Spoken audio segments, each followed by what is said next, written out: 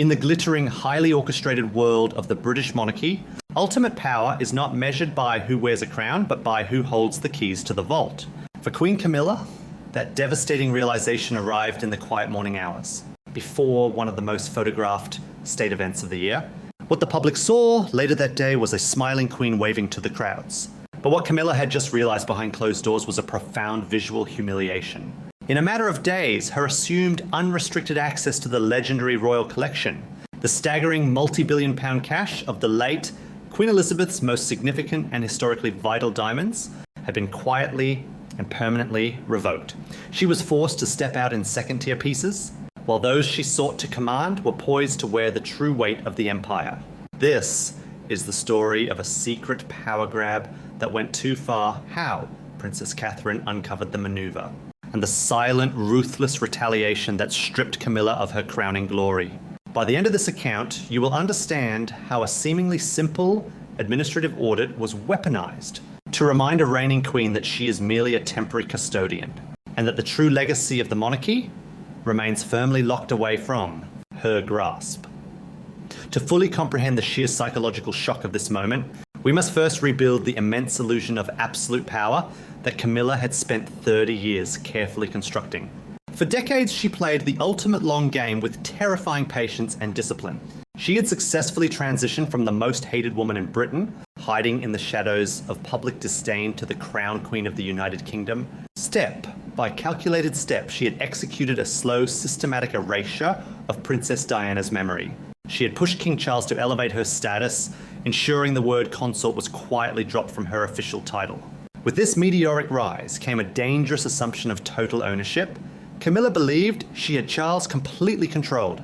And with that control came the absolute belief that the late Queen's private jewelry vault, a staggering collection of irreplaceable historical artifacts, was now her personal jewelry box. For the first few years of Charles's reign, Camilla operated with unprecedented freedom. She began wearing pieces that had not seen the light of day since Elizabeth's prime, projecting an image of untouchable supremacy.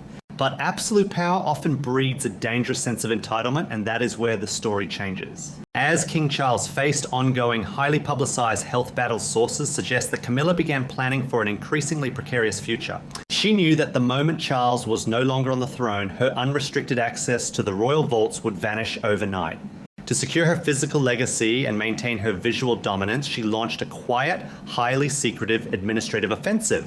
Camilla allegedly attempted to alter the internal categorization of several of Queen Elizabeth's most iconic, privately owned tiaras and diamond collars, pushing to have them permanently reclassified away from the sovereign's core heritage trust and quietly absorbed into her own personal inventory. She believed this subtle paperwork manipulation would slip through unnoticed amidst the overwhelming daily machinery of the palace and the distraction of the king's medical treatments. She assumed that her title as queen granted her the unquestionable authority to move assets as she saw fit.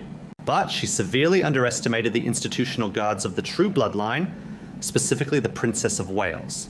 That detail matters immensely because Catherine does not operate on impulse or loud confrontation. She operates with flawless execution, uncomplaining sacrifice, and an ironclad dedication to preserving the legacy of the crown. When routine inventory checks crossed the desks of the Wales office, Catherine and her senior staff noticed an anomaly in the requisition forms.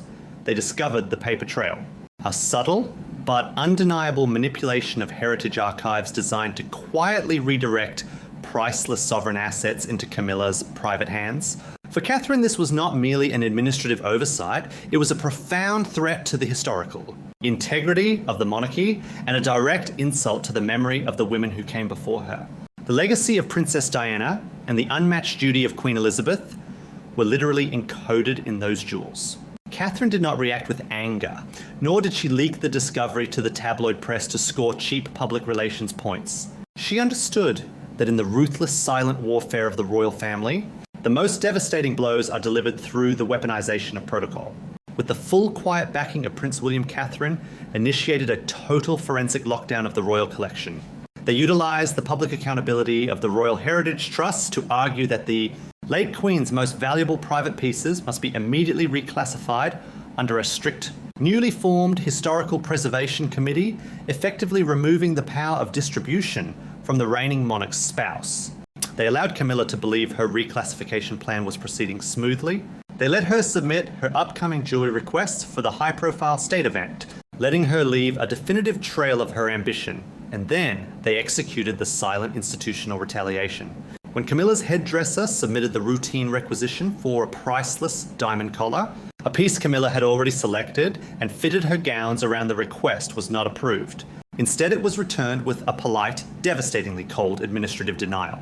The newly installed protocol dictated that the requested piece was now under a preservation hold, requiring unanimous sign-off from a heritage committee that was now deeply aligned with the Wales office. Camilla was informed that only a limited selection of secondary pieces would be cleared for her use. The trap had snapped shut with flawless precision.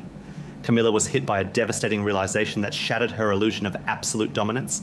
She was the queen of the realm, yet she found herself staring at a locked vault.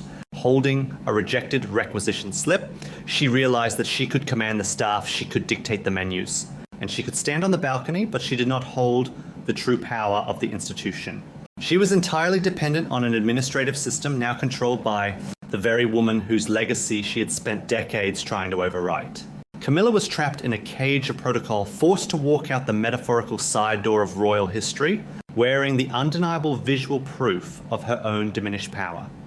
The realization that her access had been severed was a profound psychological earthquake for Camilla, but the true devastation was yet to come. When the ironclad reality of this administrative trap closed in around her, she naturally turned to the one man who had spent his entire life tearing down the institution to accommodate her desires. For over 30 years, King Charles had fought for her, shielded her from intense public hatred, and systematically bent ancient royal laws to elevate her to the throne.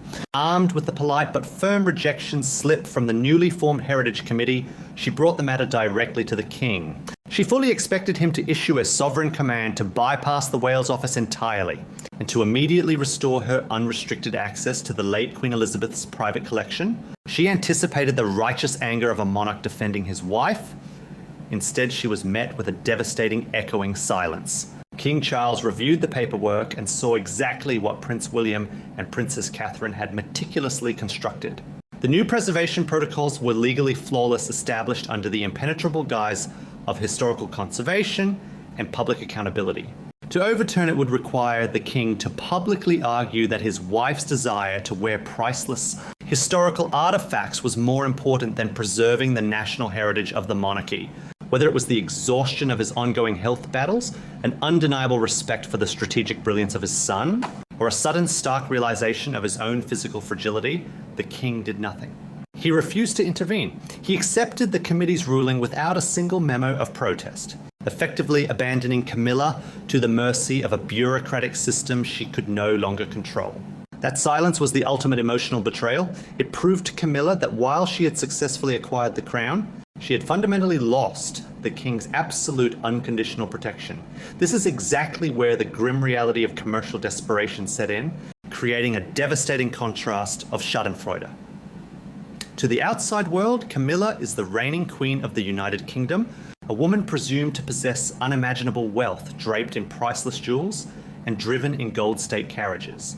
But behind the velvet robes of the palace, she was suddenly forced to confront a staggering institutional isolation. She realized that she actually owns absolutely nothing. The crown jewels belong to the state. Locked in the Tower of London, the private royal collection legally belongs to the monarch. But its administration had just been effectively outsourced to the future king and queen. She does not own the estates, she does not control the Duchy of Cornwall, and she has no independent sovereign wealth. Every diamond she wears, every bodyguard that stands outside her door, and every private secretary she employs is funded by an institution that is now heavily influenced by William and Catherine. The grand illusion of her supremacy shattered against the cold, hard math of royal reality.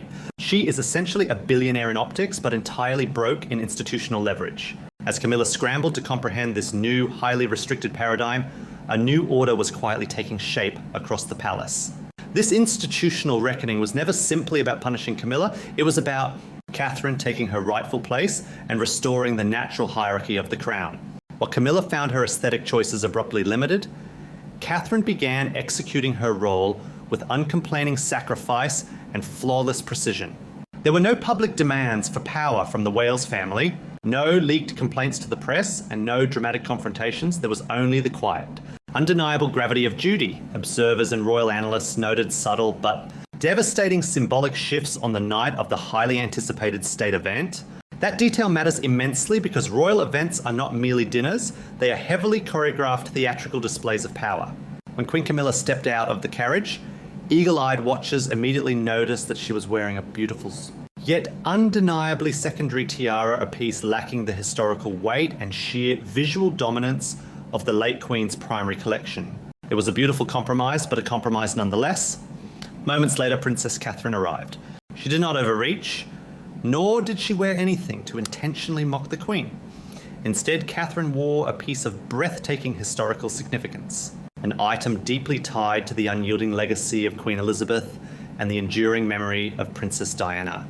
It was not worn as a taunt, but as a silent, undeniable declaration of the natural order. Every subtle shift, every locked vault door, and every newly drafted protocol was a forensic confirmation of the shifting power dynamics. Within the House of Windsor, Camilla had spent decades trying to rewrite royal history, believing that acquiring the highest title would finally grant her absolute security and erase the ghosts of the past. But she fundamentally misunderstood the true nature of the institution she had married into. The British crown is not a prize to be won through relentless public relations and emotional manipulation. It is an ancient, self-correcting organism that protects its bloodline and its history at all costs. What looked like a routine administrative update regarding the management of historical assets was, in reality, the total dismantling of her empire.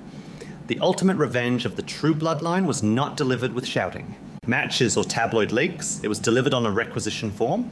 Catherine and William had successfully proven that they did not need to raise their voices to command the monarchy.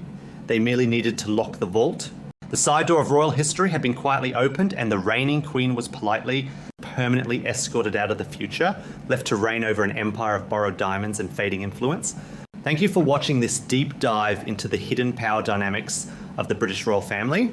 If you found this forensic analysis insightful, please like this video, subscribe to the channel, and let us know in the comments how you view this silent transfer of power.